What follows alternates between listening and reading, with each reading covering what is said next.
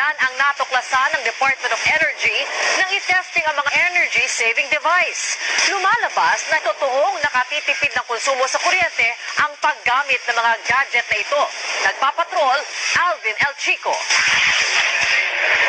Tinesting ng mga eksperto sa Department of Energy ang mga popular na energy-saving device. Ang resulta, Kung mas malaking numero, ibig sabihin mas efficient. Pag mas efficient, mababa yung operating cost. So, mas magiging matipid.